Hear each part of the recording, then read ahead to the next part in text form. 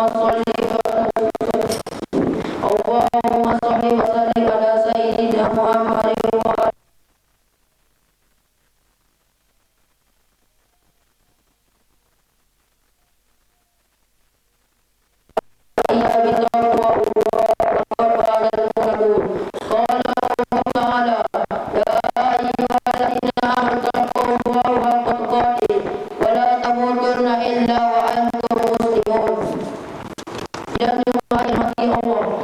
marilah sama-sama kita membuka ketakwaan kepada Allah SWT dengan tawaduk dan membaiki diri kita sebenar-benar hamba-Nya. Mudah-mudahan kita akan mencapai kejayaan rahmat Allah SWT. Sebab kita pada kali ini adalah pencangkapan pahaman Syiah dengan ahli sunnah wal jamaah. Sidang Jumaat yang dimati Allah, negara atas jawatan kuasa fatwa Majlis Kebahasaan bagi hal ehwal agama Islam Malaysia yang bersidang pada 5 Mei 1946 telah membuat keputusan bahawa umat Islam di Malaysia hendaklah hanya mengikut ajaran Islam yang berasaskan pegangan ahli sunnah wal jamaah dari segi akidah, syariah dan akhlak. Penyebaran agama ajaran yang lain daripada pegangan ahli sunnah wal jamaah adalah dilarang sama sekali, menetapkan bahawa semua umat Islam di negara ini adalah taat kepada undang-undang Islam, hukum syariah yang berasaskan pegangan ahli sunnah wal jamaah sahaja. Dan muzakarat tersebut juga meletakkan bahawa sebarang penerbitan, penyiaran atau penyebaran apapun buku, risalah, filem, video dan lain-lain berhubung dengan ajaran yang bertentangan dengan pegangan ahli sunnah wal jamaah adalah diharamkan. Di negeri Selangor juga fatwa pengharaman Syiah telah dikeluarkan pada 14 Februari 1998 yang memutuskan bahawa fahaman dan ajaran Syiah adalah bercanggah dan menyeleweng daripada pegangan ahli sunnah wal jamaah. Fahaman dan ajaran ini perlu disedarkan keseluruhannya. Sidang Jumaat yang dimati Allah, semoga dengan itu untuk pengajian muslimin sekalian, Kementerian Dalam Negeri telah mengisytiharkan kepada 24 Julai 2013 bahawa pertubuhan Syiah Malaysia sebagai pertubuhan yang menyalahi undang-undang mengikut Seksyen 5 atau pertubuhan 1966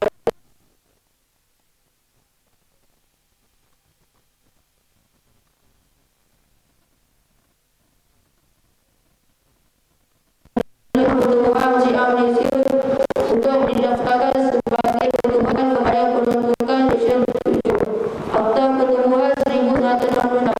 Segala akaun, aset dan harta pertubuhan Syiah Malaysia akan diserah dan digulungkan oleh Jabatan Insolvensi Malaysia. Sidang Jumaat yang dimati Allah, penyelenggaraan akidah dan pengamalan ajaran Syiah bertentangan dengan pegangan ahli sunnah wal jamaah. Antara penyelenggaraan tersebut adalah seperti berikut. Pertama, mendakwa bahawa Al-Quran yang ada di tangan umat Islam hari ini adalah tidak lengkap. Kedua, mendakwa bahawa Jibril AS tersilap menyampaikan wahyu kepada Nabi Muhammad SAW yang sepatutnya diturunkan kepada Sayyidina Ali karramallahu wajhah. Ketiga, pula sebagian hadis atau riwayat para sahabat besar Rasulullah SAW seperti Sayyidina Abu Bakar, Sayyidina Umar, Abu Hurairah dan lain lagi. Keempat, mengkafirkan sebagian sahabat-sahabat Rasulullah SAW, antaranya Sayyidina Abu Bakar, Sayyidina Umar dan Sayyidatina Aisyah radhiyallahu anhu.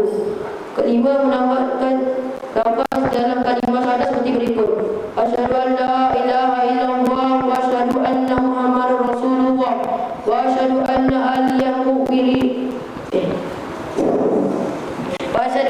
aliyan amirul mu'minina haqqan. Sidang Jumaat yang dimati Allah, implikasi daripada penyebaran atau penularan fahaman yang bercakap dengan ahli sunnah wal jamaah boleh menyebabkan perpecahan di kalangan umat Islam di negara ini. Peristiwa sejarah masa Islam memperlihatkan kepada kita bahawa permusuhan, persengketaan dan pertumpahan darah adalah sesuatu yang tidak dapat dielakkan.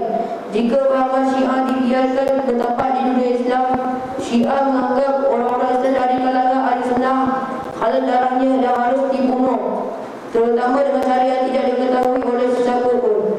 Pada hari ini, pendedahan tentang pergolakan di Timur Tengah melibatkan golongan Nusairiyah, iaitu satu cabang pelampau aliran Syiah, telah mengakibatkan pembunuhan ke atas warga Sunni. Kebencian bersangkutan golongan Syiah terhadap umat Islam dipaparkan dalam bentuk pembunuhan harta terhadap kanak-kanak tanpa sebarang kelas kasihan, di mana sejumlah hampir 110,000 nyawa mereka yang tidak berdosa terkorban dalam konflik berdarah hampir 2 tahun di Syria.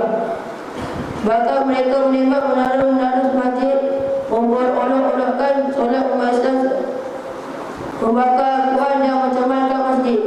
Berdasarkan kisah ini, juga seorang tokoh cendekiawan Islam terkenal, Prof. Dr. Al-Syekh Yusuf Al-Qaradawi, dalam komentar terbarunya berkaitan Syiah menegaskan bahawa Syiah adalah golongan yang kafir dan menyesatkan. Berdasarkan penyelamat lalu maupun perkembangan semasa Malaysia amnya dan negeri Selangor pasnya tidak mahu perkara sedemikian berlaku, dan ternyata fahaman Syiah boleh meninggalkan kesan pemikiran negatif, pendustaan, berleluasa, kekeliruan dalam pengajaran Islam, menyebab atau menolak amalan syirik yang akhirnya mewujudkan pepecahan besar di kalangan umat Islam. Sidang Jumaat yang dirahmati Allah, langkah mengangkat fahaman Syiah atau fahaman lain yang menyeleweng ini digiatkan supaya masyarakat Islam yang belum terkena jangkitannya mengenali bahaya fahaman-fahaman tersebut dan berusaha seraya upaya untuk menjauhinya. Justru amat diharapkan muslimin sekalian secara kolektif menemani isu ini secara serius. Antaranya, pertama, kita hendaklah memegang teguh dengan ilmu akidah ahli sunnah wal jamaah berdasarkan hujah dan rujukan yang diiktiraf, bukan sekadar ikut-ikutan.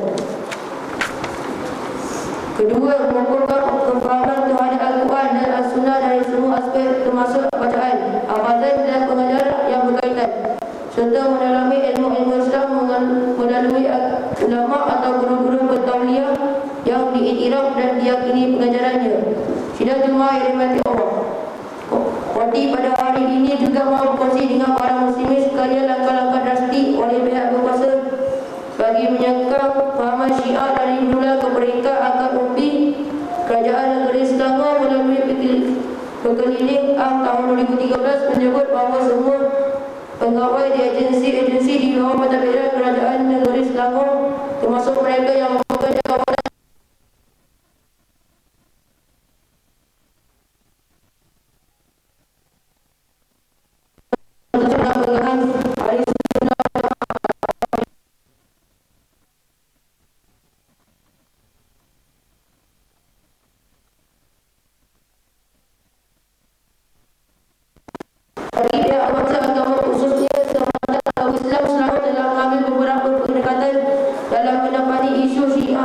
di negeri Selangor, antaranya menerusi khutbah Jumaat tentang penyelewengan fahaman Syiah, penjelasan dari semasa ke semasa kepada semua pegawai masjid, memantau dan mengekal sebarang publiciti aktiviti yang berkaitan dengan Syiah. Tindakan tegas dan perundangan juga boleh diambil di bawah Seksyen 12 Enactment Wilayah Syariah Selangor nombor 9 tahun 1995 berhubung kesalahan bagi pihak berkuasa agama mufti. Tangkapan melibatkan pengikut Syiah telah dibuat oleh bahagian penguatkuasaan Jabatan Agama Islam Selangor pada 15 Disember 2010 selama 125 orang, dan pada 15 Oktober 2012 selama 118 orang. Kawalan bahan peningkatan pengawalan cakera padat atau cakera padat digital dan Jabatan Immigration. Sebagai penegasan Mulia Yang Maha Mulia Sultan Selangor selaku Ketua Agama negeri ini telah meminta agar tiada rakyat di negeri Selangor menganut fahaman Syiah yang telah difatwa dan diwatakan menyeleweng daripada fahaman ahli sunnah wal jamaah. Barakallahu li wa lakum bil Qur'anil azim